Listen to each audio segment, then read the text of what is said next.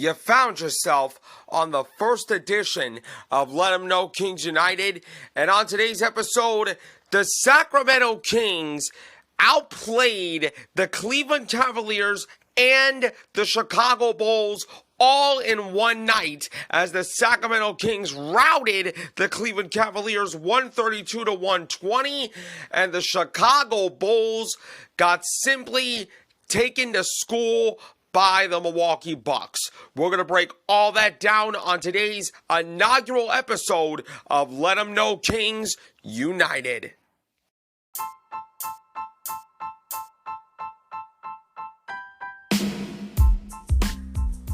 And now, ladies and gentlemen, it is that time for the Postgame reaction podcast of the Cleveland Cavaliers, Sacramento Kings, and the Chicago Bulls. This is Let 'Em Know Kings United.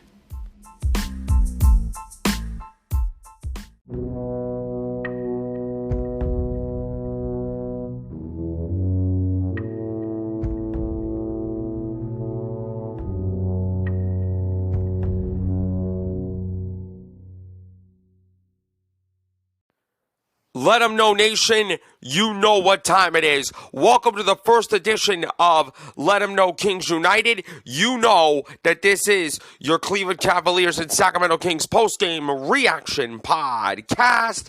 And now we have a new team into our podcast feed, and that is the legendary Chicago Bulls, one of the greatest franchises in NBA history, one of the most legendary franchises in NBA history. And now this Let 'Em Know Kings United show is your Cleveland Cavaliers, Sacramento Kings, and Chicago Bulls post-game reaction podcast. And I'm your host, Scarlett Weisberg. Thank you so much for tuning into today's show. You can find Let 'Em Know Kings United free and available on Amazon Music, Google Podcast, iHeartRadio, Spotify, Radio Public, Pandora, and wherever else you want to listen to this show. Give the show a follow on the platforms, turn on your notifications so you know about the next episode. Please rate, spread the word out to your friends, and give Let 'Em Know Kings United a 5-star review on whatever podcast platform you're listening to this on. It is a great way to support the podcast, and I appreciate every single one of you for tuning in to the first edition of Let 'Em Know Kings United. Before I get into what I'm going to talk about today, I want to tell you why I decided to cover the Chicago Bulls. You know, I was watching videos on YouTube one day, and for the past couple of weeks, I've been watching YouTube videos of the iconic introduction of the Chicago Bulls, and I was watching legends getting introduced. Legends like Scottie Pippen, legends like Dennis Rodman, legends like Michael Jordan, Luke Longley, Will Perdue, Ron Harper, the 1990s Chicago Bulls, specifically 95 through 98 Chicago Bulls, one of the greatest dynasties in NBA history. And going back to the days of 2010 with Carlos Boozer, Luol Dangerous, Luol Deng, Jimmy Butler, who is now with the Miami Heat, Derrick Rose, who is now with the Memphis Grizzlies. But I really hope that Derrick Rose comes back to Chicago one day because he found his true MVP form with the Chicago Bulls. To now, with players like DeMar DeRozan, Zach LaVine, Nikola Vucevic, and I really wanted to dig in more to the Chicago Bulls. I was still going to cover the Cavaliers and the Kings. Both of those teams play today, and I'm going to get into that for just a second. But I want to start with the Chicago Bulls. And I said to myself that this is going to be a rough first day as a Bulls fan and maybe a podcast cover of the Chicago Bulls. Well, I was proven right because the Milwaukee Bucks just took the Chicago Bulls to school 118 to 109 as Giannis Antetokounmpo and Bobby Portis both had a double-double in the win on Monday night for the Milwaukee Bucks. For the Milwaukee Bucks, it was their fourth straight win at home, and I knew when the Milwaukee Bucks outscored the Chicago Bulls 35-18, I was like, well, this game's over.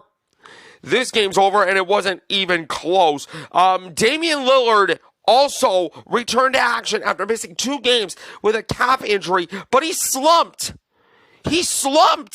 He only scored 12 points, but he shot 3 of 17 from the field. Don't panic. If you're a Milwaukee Buck fan listening to this, don't panic. Damian Lillard will get right. I know this because I have him on my fantasy team, and I also have Brook Lopez, who had a really good game. But the Greek Freak and Bobby Portis just simply took over the game. And Giannis, he was just absolutely dominant. I mean, there's literally nothing that the Chicago Bulls could have done to stop that man. No wonder why he is the Greek Freak. No wonder why he won an NBA final. No wonder why he won an MVP. No wonder why this man right now is in the front running in the Defensive Player of the Year conversation. And Adrian Griffin said this: he was phenomenal the whole game. We needed him down the stretch, and he kind of took things in his own hands, and that's what good teams have. Good teams have closers that take the game over and said, you know what? I'm going to beat the Bulls my damn self, because Giannis Antetokounmpo and Bobby Portis simply did that. And also, Chris Middleton scored 13 points to enable him to overtake Michael Redd for 5th place on the Bucks all-time career scoring list. Middleton has 11,559 points since joining the Bucks in 2013, while Redd had 11,554. The Bucks' top 4 scorers are Giannis Antetokounmpo with 16,575, Kareem Abdul-Jabbar with 14,211. I didn't know Kareem was a Buck. I thought it was a Laker all his career, but anyway. Glenn Robinson with 12,010 points, and Sidney Moncrief with 11,594. Middleton said, shout out to Michael Redd. He's been a mentor of mine since I came to Milwaukee. I took over his number 22 a little bit. He's been a great person to reach out to from time to time to talk. As far as Damian Lillard's response due to the injury, he said he felt pretty good. If I didn't feel good enough to play, I wouldn't have played. But I think anytime you miss time, especially when you're already kind of behind to begin with, it's going to have some sort of effect. But given the circumstances, I felt pretty good. I still think it is going to take time for Damian Lillard and Giannis Antetokounmpo to build some chemistry. But once they do, look out. Look out if you are the Eastern Conference. Look out Boston. Look out Philadelphia. Hell, look out Pacers. Those 3 teams right now are like the best team in the Eastern Conference. I would say the New York Knicks, but they're too inconsistent for me. The Knicks are too inconsistent for me. But once the Milwaukee Bucks are rolling, y'all better watch out. Y'all better watch out. Y'all better look out, because the Milwaukee Bucks seem to be for real. While the Chicago Bulls, look, I don't understand why I was watching a Bulls team that just doesn't understand the fundamentals of the game. First and foremost, I am not going to say anything negative as far as the defense. We forced a ton of turnovers. The Bulls are the best team in the league in manufacturing turnovers and taking care of the basketball so far this season. That's all well and good. We get a lot of steals. That's all well and good. But the thing that I am seeing with the Chicago Bulls that makes me sick to my stomach sometimes is, why can we not generate offense from our defense? I really do not understand that. And do not get me started on the defensive assignments. There was no communication by the Chicago Bulls tonight. None. None. How could you miss Giannis Antetokounmpo on the rebound, huh? How could you let Bobby Portis let that wide open for three? And by the way, you gotta work on court awareness too. 2 shot clock violations? Are you kidding me? Like, are you kidding me? I know Michael Jordan wouldn't allow that. I know Scottie Pippen would not allow that. I know Derrick Rose would not allow that. I know damn well that Jimmy Butler won't allow that. It is just really... The Bulls are not locked in right now. And I mentioned how the Sacramento Kings have an identity crisis. Well, Sacramento figured out their identity. They are more physical on defense. And to some extent, Chicago has a defensive identity this year, which I respect because their defense for the most part has been pretty good. Especially with the turnovers and the steals and generating the turnovers into points. That's, for the most part, pretty good. But when you shoot 38% from the field, you are not going to win games. Billy Donovan says this: when you have those off shooting nights, the things that I felt hurt us were the offensive rebounding, the timely ones they got back, and certainly some of the transition not matched up and gave some open looks. Again, it's the fundamentals that the Chicago Bulls are lacking. They are lacking the fundamentals. They do not understand who are they supposed to guard on the defensive end. Maybe you needed Alex Caruso, who missed 2 straight games now with a toe injury. Maybe he's the only guy on this team that understands how to play defense. And by the way, nobody in the Chicago Bulls offense showed up tonight. Zach LaVine, you're done. Your Bulls career might as well be over. I need you to get traded right now. DeMar DeRozan, yeah, you're consistent, but you're too inconsistent for me. Nikola Vucevic was the only Chicago Bull that showed up. Ayo Dosunmu did pretty good.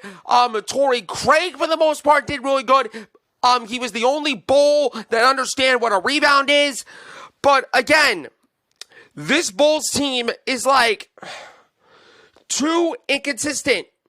And I know that I was walking into a tight spot when I said to myself, you know what, I might as well cover the Chicago Bulls because I love the United Center. It's my adopted home arena, and Chicago, Illinois is my favorite sports city, not the Cubs, the White Sox, and the Bears, respectively, the Bulls and the Blackhawks. But my God,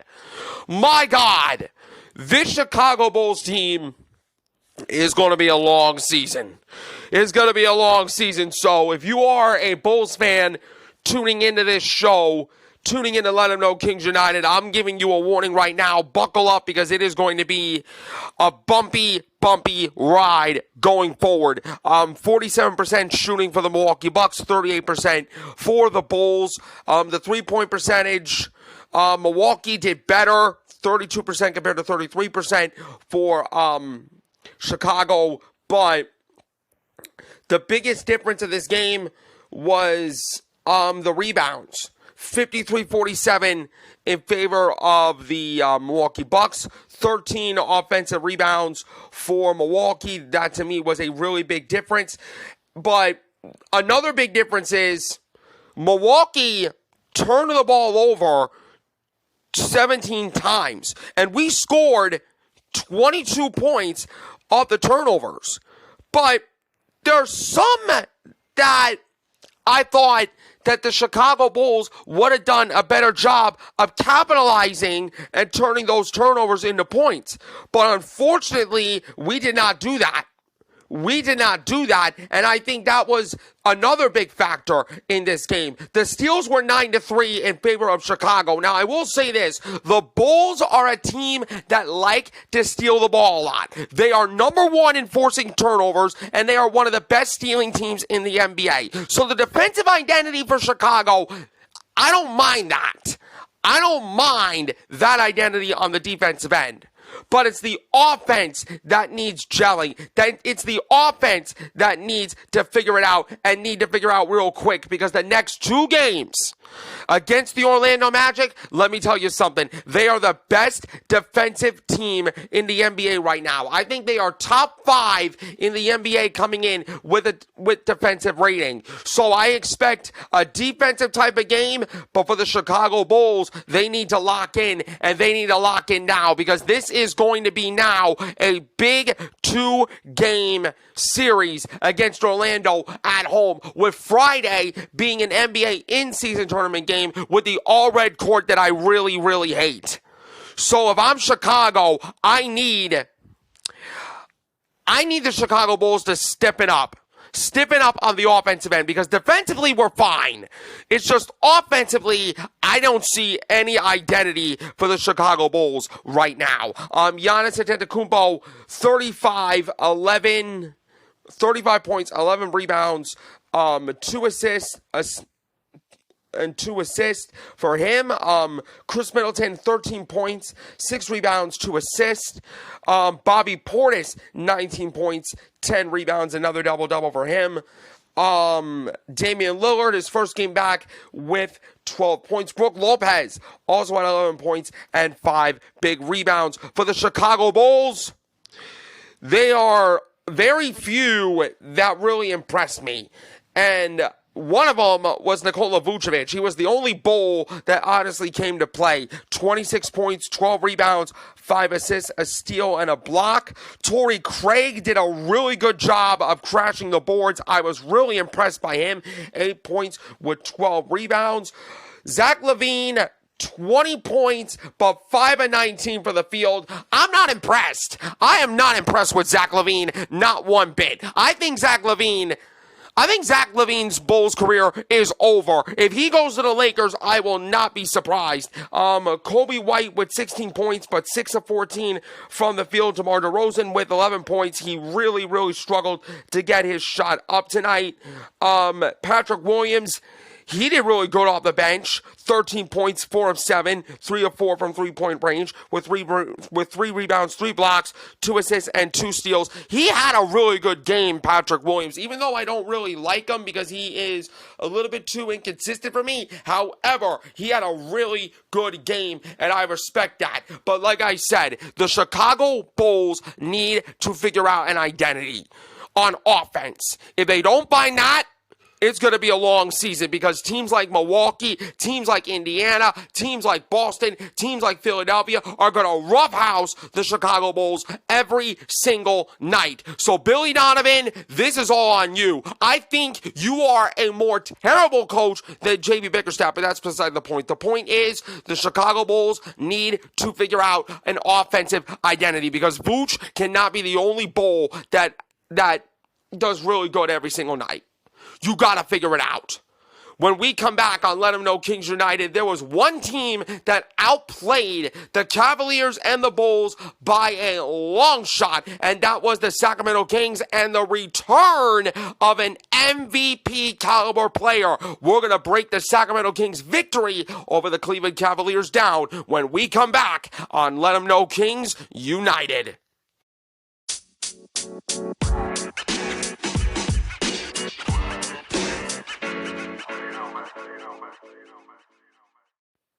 We're back on Let 'Em Know Kings United, your Cleveland Cavaliers, Sacramento Kings, and the Chicago Bulls post-game reaction podcast. And all I gotta say is the Sacramento Kings, ladies and gentlemen, are so back.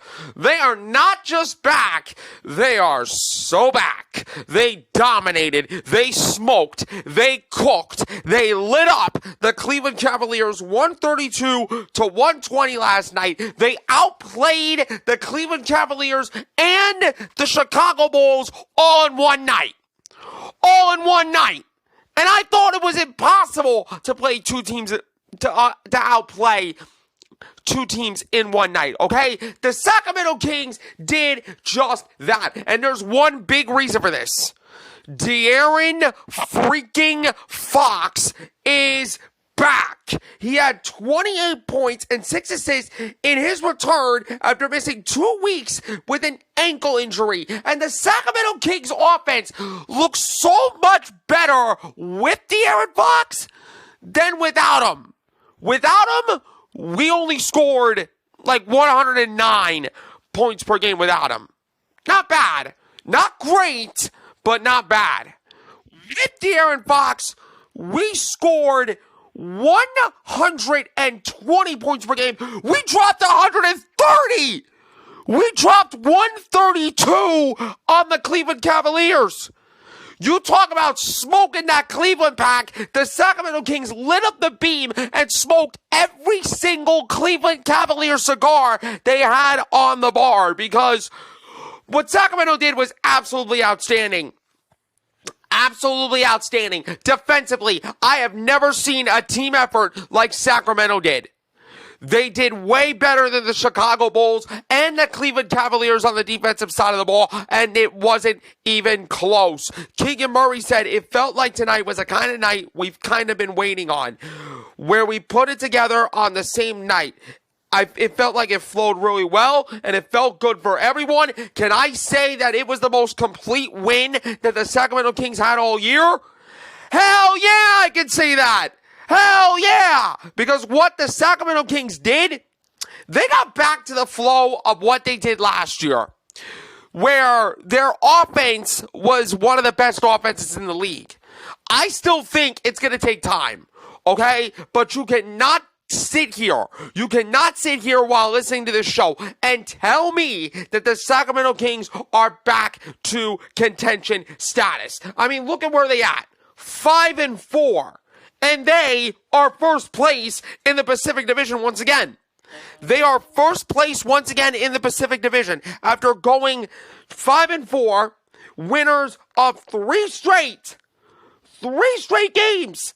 And Sacramento had 6 players in double figures, but the night truly belonged to De'Aaron Fox, who was repeatedly chanted with MVP, MVP, MVP, MVP chants in the second half. And all I gotta say is, De'Aaron Fox, you deserved the MVP chants, my guy. We missed you. We missed you, because Fox made an immediate impact in his first game back, scoring the first points of the night on a driving layup 11 seconds into the game. 11 seconds into the game, the Cleveland Cavaliers allowed De'Aaron Fox to drive to the lane. Can I say that was a really good effort play by De'Aaron Fox in Sacramento? I think Sacramento showed more effort and more fight. It's almost like they wanted the game because De'Aaron Fox was back. It almost felt like a new energy, a new sense of revival was going on in Sacramento, California. And you know what? I'm living for it. All right? I am living for games like this. I am living for a team like Sacramento to vibe the way that he did. And De'Aaron Fox said it felt good just to be able to go out there and contribute. Who tested his ankle in practice this week and during shoot-around. When I got up today, it wasn't sore. I felt like it was good to go. I felt well enough to go out there and affect the game, and he did. He did to an absolute T. De'Aaron came out strong again in the second quarter. That went cold late before giving Sacramento's offense another spark in the third quarter. He had 8 points, including an emphatic one-handed poster on a bounce pass from Malik Monk. Mike Brown said of De'Aaron Fox, his play and our play is going to start getting him the recognition he deserves. The crazy part is, he just scratched the surface of who we can be. When it gets there, look out. Wait, you mean to tell me that De'Aaron Fox could be the MVP conversation? You mean to tell me that De'Aaron Fox could be an all-star starter? You mean to tell me that De'Aaron Fox is one of the best players in the league today? I say yes to all 3 of them. I say yes to all 3 of them, because with De'Aaron Fox in the lineup, the Sacramento Kings are just a different team.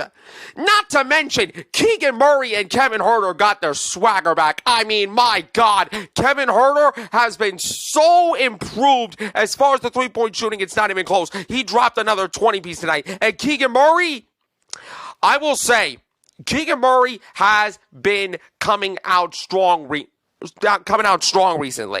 His shot still needs work. He's in a slump right now, but he's in his second season. I still think Keegan Murray has a ton of talent. He has a ton of talent in this league. And by the way, I forgot to mention, This was the 400th career win from Mike Brown, who led the Kings to the playoffs last year in his first season with the team, improved his coaching record to 400 and 254. That milestone win came against one of his former teams because Brown coached the Cleveland Cavaliers from 2005 to 2010, and then he came back to Cleveland in the 2013-2014 season. Mike Brown said of the great accomplishment, and by the way, congratulations, Mike Brown. You feel all of the emotions. Fortunate, blessed, lucky, said Brown, who actually thanked the Cleveland Cavaliers, Los Angeles Lakers, and several of the players he coached. It has a lot to do with the people around me. It is for sure an honor to be part of something like that in this league, and he got the defensive player of the game. You know, I love this. I want to get in on this before I grill the Cleveland Cavaliers. I want to get in to this. Last year, the Sacramento Kings had a chain for the DPOG, or Defensive Player of the Game, initiated by Jordy Fernandez, who, by the way, needs to come to Cleveland and or Chicago to teach the Cavs or the Bulls some accountability, or the Detroit Pistons too, to be honest, but I'm not covering the Detroit Pistons, but that's beside the point. This year, the Kings have like this throne, and whoever is the Defensive Player of the Game wears the crown and sits on the throne. Now, you could have gave it to De'Aaron Fox, who had a really standout game in his first game back. But, well-deserved, though, they gave it to Mike Brown because of his 400th win. I mean, if it was me, De'Aaron Fox and Mike Brown should share the honor. Co-Kings for one night. Can we make that happen, please? Can we make that happen? But now, to the Cleveland Cavaliers. And J.B. Bickerstaff more specifically. Let me talk to you. You know, they got within 126 to 115 late in the fourth quarter. And for the most part, Cleveland was absolutely, how can I say this? One-dimensional. They were not executing the game plan. They were not connected on defense. They got out physical by Sacramento, which, by the way, have this physical identity on the defensive end, which I absolutely love. And Cleveland just didn't want it. When they got outscored 42-29 in the third quarter, I said Sacramento got this. Sacramento got this game. Cleveland went on a run and outscored Sacramento 31-22 in the fourth quarter. But my God, Sacramento was the better team that night, and it wasn't even close. J.B. Bickerstaff said, we didn't execute the game plan. If you allow teams like this, with the firepower that they have to play freely, they're going to get it going. J.B. Bickerstaff, let me talk to you. You are terrible. You are a terrible coach. You are a terrible motivator, and you sure as hell are a terrible leader. You want to know why Mike Brown got 400 wins? You want to know why Mike Brown outcoached you? You want to know why Mike Brown is a better coach than you? Number one, he is a really good motivator. And Sacramento and the teams that he built, including the Cleveland Cavaliers, build on that energy. Number two, he helps the players out. You got to understand when a player is struggling, it is up to the coach to help them, encourage them, and motivate them to figure out. Mike Brown does that to a T. And number three, and I love this about Mike Brown, he keeps the players accountable. I remember during one of the training camp videos, and I saw this on social media, when Malik Monk did maybe a bad play. I don't know what the extent of the play was, but Mike Brown said, Malik, I'm about to lose my freaking top if you keep doing that mess. I gotta keep it PG because I'm really excited here. But anyway, Mike Brown said to Malik Monk, I'm about to lose my freaking top if you keep doing that mess or if you keep doing that garbage. I don't know what he did. I guess Malik Monk did a really bad play, and that's why Mike Brown got mad at Malik. But that's how you keep your players accountable. You get the players to buy into your system, and look where Sacramento is heading. Yes, they're 5-4. Yes, they had a really rough start, but my God, way better than the Cleveland Cavaliers, who have a lot of talent, by the way. I think Evan Mobley is an absolute stud. Max Strus is trying to find his footing. Jared Allen, for the most part, good on the rebounds, but soft on the defensive end. And Donovan Mitchell, you might as well kiss him goodbye. You might as well kiss Donovan Mitchell goodbye, because I think this is the last season for Donovan Mitchell in the Cleveland Cavaliers. Do I want that to happen? No, I don't. But in reality, the Cleveland Cavaliers are terrible right now. In reality, the Cleveland Cavaliers are really bad on the defensive end. In reality, the Cleveland Cavaliers got outplayed. And in reality, Mike Brown and the Sacramento Kings smoked that Cleveland Cavaliers back, and well deserved. They shot the ball absolutely outstanding tonight. 59% for the field for Sacramento compared to 49.5% for Cleveland. 47% from three-point range. They made 23s, Sacramento.